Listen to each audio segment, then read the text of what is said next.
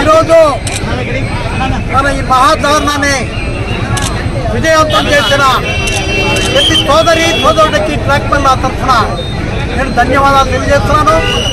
Mazdoor union ఎప్పుడూ కూడా track పనులకే కాదు, అందరి సోదరులకి సోదరీమణులకి వాళ్ళ యొక్క కోరికల్ని మరి అమలు పరచడంలో ముందుండి పోరాటం చేసి మీకు రావాల్సిన మీ కోరికలు మీ డిమాండ్స్ అన్ని కూడా మరి మీకు రైల్వే బోర్డు ఇచ్చే వరకు పోరాడతామని ప్రతిజ్ఞ చేస్తాను.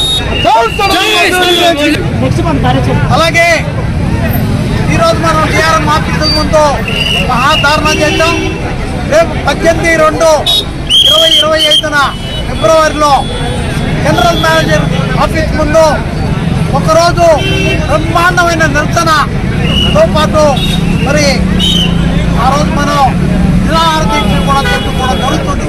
అందరూ కూడా వేలాదిగా పాల్గొని దాన్ని కూడా విజయవంతం చేసి మన కోరికలు సాధించడంలో మనం ముందుకు పోదామని చెబుతూ అవకాశం ఇచ్చిన అందరూ కూడా ధన్యవాదాలు. డాక్టర్ శంకర్రావు గారి నాయకత్వం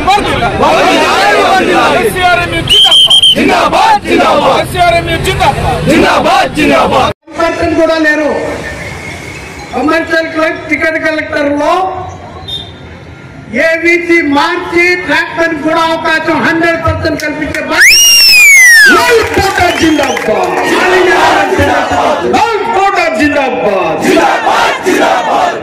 ఎల్డీసీ 10% ఓపెన్ ఫర్ ఆల్ ఖచ్చితంగా వస్తుందని చెప్తున్నాం. మీకు ఆల్రెడీ రైల్వే బోర్డు లెవెల్లో డిస్కషన్ జరుగుతుంది.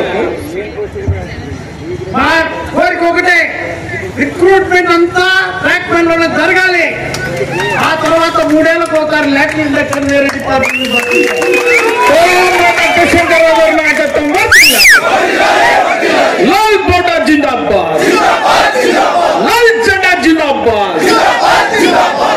అలాగే 2 షిఫ్ట్లు 6 గంటల పని విధానమే ఉండాలి.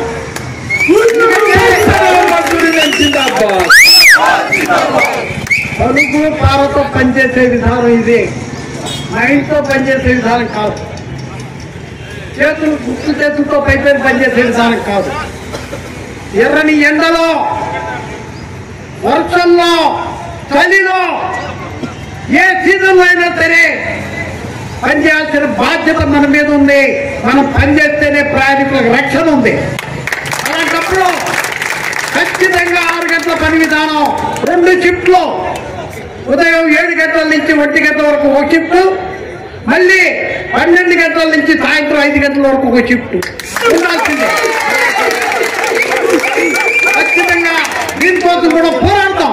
అయితే నేను లాయర్ లాంటి వాడి, లాయరు జడ్జి గారికి మీ మధ్య లాయర్ ఉంటాడు. లాయర్కి బలం ఎప్పుడు వస్తుంది? నువ్వు నిలబడితే. లాయర్కి బలం ఎప్పుడు వస్తుంది? నువ్వు చందా కడితే.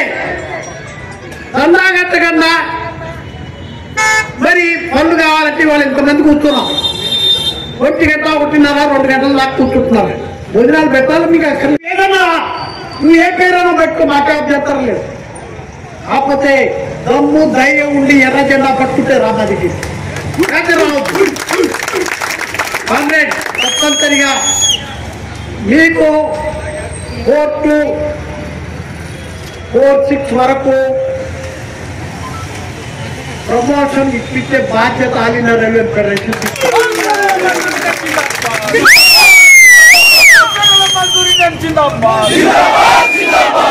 డాక్టర్ శంకర్రావు గారి నాయకత్వం